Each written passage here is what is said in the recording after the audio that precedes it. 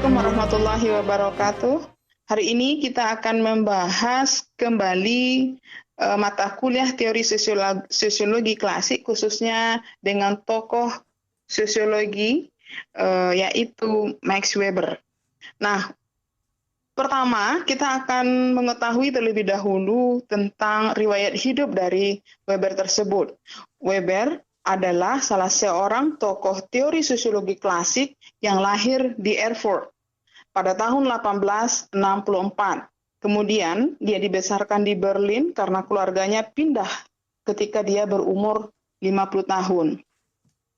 Weber ini berasal dari keluarga menengah atas, di mana ayahnya adalah seorang hakim di Erfurt. Kemudian ketika di Berlin, dia menjadi seorang penasehat di pemerintahan kota dan juga menjadi politisi di Berlin tersebut. Sementara ibunya Helen adalah seorang penganut Kristen Calvinis yang sangat religius. Ketika kecil, Weber itu adalah seorang anak yang pemalu dan sering sakit-sakitan. Tapi dia jenius. Ketika remaja, dia sudah mampu membaca dan menulis sesuatu secara ilmiah. Bahkan dia suka memberontak terhadap kebijakan-kebijakan di sekolah. Pada usia 18 tahun, Weber mulai mempelajari hukum di Universitas Heidelberg. Studi ini sempat terganggu ketika tugas militer, di mana ia menjalin hubungan yang erat dengan paman dan bibinya. Kemudian studinya dilanjutkan di Berlin. Pada tahun 1889, dia menyelesaikan tesis doktornya dengan judul History of Commercial Society of the Middle Age. Kemudian, dia merampungkan tesis doktoralnya mengenai sejarah agraria Roma. Nah, dia kemudian mengajar di Universitas Berlin sambil bekerja sebagai seorang pengacara. Kemudian pada tahun 1893, Weber akhirnya menikah. Nah, pada tahun 1894, Weber menjadi seorang profesor di Universitas Freiburg. Nah, 2 tahun kemudian, ia kembali ke Universitas Heidelberg sebagai seorang profesor ekonomi. Pada tahun 1897, ayahnya mengunjungi Weber ini ke Heidelberg. Nah, konflik sempat terjadi karena Weber tidak menyukai sifat sang ayah yang sangat keras kepada ibunya. Kemudian Weber mengusir ayahnya tersebut. Setahun lebih kurang, ayahnya kemudian meninggal. Hal ini mengganggu Weber secara psikologis, yang membuatnya harus dirawat di rumah sakit untuk beberapa lama. Weber baru bisa memberikan kuliah lagi pada tahun 1918 di Wina. Tapi menjelang itu, pada tahun 1903, Weber bergabung untuk menerbitkan jurnal ilmu sosial yang terkemuka di Jerman. Tahun 1904, dia menerbitkan bagian pertama dari bukunya yang terkenal, yaitu The Protestant Ethic and Spirit of Capitalism. Tahun 1910, dia bekerja sama dengan Tönnies dan Simmel dalam mendirikan German Sociology Society. Tahun 1920, Weber akhirnya wafat. Nah, itu sekelumit tentang riwayat hidup daripada Weber. Nah, kemudian kita melihat bagaimana pemikiran-pemikiran Weber tentang sosiologi. Weber ini mendefinisikan sosiologi sebagai suatu ilmu pengetahuan yang berusaha memperoleh pemahaman interpretif mengenai tindakan sosial sehingga bisa sampai ke suatu penjelasan kausal mengenai arah dan akibat-akibatnya. Jadi, tindakan sosial, tindakan yang dimaksudkan Weber itu adalah sebagai perilaku manusia apabila atau sepanjang hidup yang bertindak itu memberikan arti subjektif kepada individu itu, sehingga disebut dengan sosial. Karena arti subjektif tadi dihubungkannya dengan individu yang bertindak, kemudian memperhitungkan perilaku orang lain, dan karena itu diarahkan kepada tujuannya. Ada 2 hal yang membedakan pemikiran Durkheim dan Weber. Durkheim, sebagaimana sudah kita bicarakan pada materi sebelumnya, sosiologi dilihatnya sebagai sebuah fakta sosial. Ya, fakta sosial yang harus dijelaskan dengan fakta sosial yang lainnya.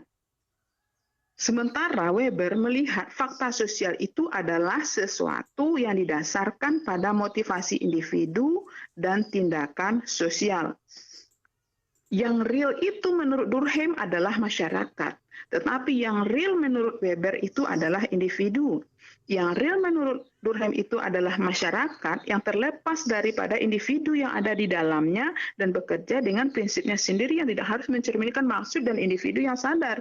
Tetapi Weber, yang real itu adalah individu sebagai objektif dan masyarakat itu hanyalah satu nama yang merujuk kepada individu.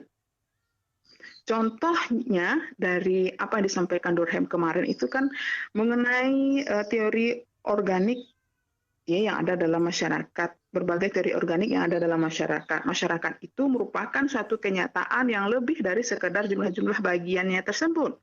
Tetapi misalnya kalau Weber menjelaskan individualisme yang dianut oleh kaum ekonom politik di Inggris serta utilitarianismenya dalam pandangan mereka, masyarakat dan institusi sosial itu adalah hasil dari persetujuan kontra antar individu yang disepakati untuk mengejar daripada kepentingan mereka. Jadi analisa substantif Weber ini tidak mencerminkan suatu posisi individualistik yang demikian ekstrim. Dia mengakui pentingnya dinamika-dinamika kecenderungan sejarah yang besar dan pengaruhnya terhadap individu. Namun, semua pernyataan umum yang berhubungan dengan kecenderungan sejarah itu dalam analisa akhirnya tetap merupakan hubungan dari tindakan atau interaksi daripada individu itu sendiri. Yang kedua, ya, selain daripada kenyataan sosial yang berlawanan, yang kedua adalah proses subjektif. Kalau Durkheim, dia berusaha untuk bersifat objektif dan berlandaskan pada kenyataan. Tetapi kecuali dalam hal-hal di mana orientasi itu mencerminkan fakta objektif yang dimiliki secara bersama seluruh lingkungan sosial, maka itu bisa dijelaskan dengan secara subjektif. Tetapi dalam hal ini Durkheim mencoba untuk meminimalisir makna subjektif. Namun Weber itu berusaha menekankan pentingnya arti subjektif, karena menurut Weber untuk menjelaskan tentang konsep birokrasi, kemudian negara, perserikatan dan sebagainya itu dalam kategori interaksi manusia, maka perlu untuk mereduksi konsep-konsep itu ke dalam sebuah tindakan sehingga dapat dimengerti. Nah, kenapa? Pertanyaannya adalah kenapa dua tokoh ini kemudian menjadi berbeda dalam pemikirannya. Ternyata yang mempengaruhi itu adalah cara berpikir seperti ini, pengaruh dari latar belakang intelektual mereka di masa kecil. Selanjutnya adalah tentang Verstehen. Pemikiran Weber yang cukup berpengaruh adalah Verstehen atau pemahaman subjektif. Verstehen itu adalah aspek pemikiran Weber yang paling terkenal yang mencerminkan tradisi idealis. Bagi Weber, istilah ini tidak hanya sekedar introspeksi. Kalau introspeksi itu bisa memberikan seseorang pemahaman akan motifnya sendiri atau arti subjektif, tetapi tidak cukup untuk memahami arti subjektif dalam tindakan orang lain. Sebaliknya, apa yang dimintanya? Apakah cukup dengan sekadar introspeksi? Tidak, tetapi dalam pemahaman subjektif atau Verstehen-nya Weber itu yang diinginkan adalah empati, yakni kemampuan untuk menempatkan diri ini berada dalam kerangka pikir orang lain yang perilakunya bisa menjelaskan situasi dan perilakunya itu bisa dijelaskan menurut perspektif orang tersebut. Nah, kegagalan teoritisi sosial memperhitungkan arti subjektif individu serta orientasinya dapat membuatnya memasukkan perspektif dan nilainya sendiri dalam memahami perilaku orang lain. Ini yang menjadi penekanan Weber untuk membedakannya dengan asumsi-asumsi yang bersifat a priori. Kemudian kita juga akan membahas tentang tipe-tipe tindakan sosial. Nah, tindakan sosial dari Weber itu harus dimengerti dalam hubungannya dengan arti yang subjektif yang terkandung di dalamnya. Orang perlu mengembangkan suatu metode untuk mengetahui arti subjektif ini secara objektif dan analisis. Kenapa? Karena kalau tidak ada metode seperti itu, maka kritik-kritik terhadap perbaikan pendekatan subjektif itu pasti benar. Yang mengatakan bahwa aspek pengalaman individu yang tidak dapat diamati tidak dapat dimasukkan dalam suatu analisa ilmiah. Namun, bagi Weber, konsep rasionalitas itu merupakan kunci bagi suatu analisa yang objektif mengenai arti-arti subjektif dan juga merupakan dasar bagi perbandingan mengenai jenis-jenis tindakan sosial yang berbeda. Contoh, apabila seseorang memilih produk yang kurang mahal dari dua buah produk yang sama, maka kita bisa mengerti perilaku itu sebagai sesuatu yang rasional karena sesuai dengan kriteria rasionalitas objektif yang kita terima. Tetapi ingat, tidak semua perilaku itu dapat dimengerti sebagai sebuah manifestasi dari suatu rasionalitas. Contohnya adalah cinta, marah, takut, ya, yang diungkapkan dalam perilaku nyata yang sepintas selalu kelihatannya tidak rasional, tetapi ketika dia ketika dia bisa diungkapkan, emosi yang mendasarinya itu diungkapkan, maka orang dapat mengerti atau memahami perilaku yang seperti itu. Nah, kemudian yang dijelaskan selanjutnya adalah tentang rasionalitas itu merupakan konsep dasar yang digunakan Weber dalam klasifikasinya mengenai tindakan sosial. Nah, tindakan sosial rasional menurut Weber itu berhubungan dengan tindakan yang sadar dan pilihan bahwa tindakan itu dinyatakan. Maka ada di sini dikemukakan Weber tentang 4 jenis tindakan rasional. 1, rasionalitas instrumental.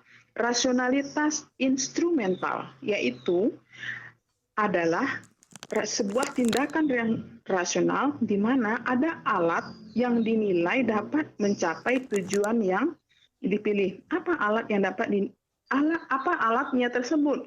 Bisa jadi pengumpulan informasi, catatan tentang kemungkinan-kemungkinan, hambatan-hambatan yang ada dalam lingkungan maupun konsekuensi-konsekuensi yang lahir dari sebuah tindakan. Alat yang ada ini bisa digunakan untuk menilai sesuatu sehingga kita bisa memilih tujuan yang sesungguhnya. Akhirnya, pilihan dibuat atas alat yang digunakan yang mencerminkan pertimbangan individu atas efisiensi dan efektivitas. Contohnya adalah tindakan ekonom dalam sistem pasar yang impersonal. Yang kedua, rasionalitas yang berorientasi nilai. Nah, kalau rasionalitas yang berorientasi nilai itu menurut Weber adalah nilai akhir yang digunakan individu itu sudah ada, tetapi yang dipertimbangkan adalah alat untuk mencapai nilai akhir tersebut. Tidak diperlukan dalam hal ini efisiensi dan pertimbangan maupun pertimbangan rasional. Karena apa? Karena nilai akhirnya sudah ada, cuma dibutuhkan itu adalah alat. Apa contohnya? Contohnya adalah seseorang merasa damai dalam beragama sebagai efek dari religiusitas seseorang. Nah, untuk mencapai sisi damai dalam rasa beragama itu apa alatnya? Oh, ternyata yang digunakan alat itu adalah doa, kemudian meditasi dan juga ke tempat ibadah. Nah, yang ketiga, tindakan tradisional.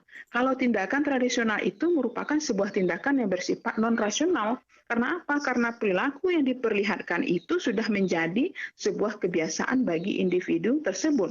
Akhirnya diterima begitu saja tanpa ada persoalan. Seperti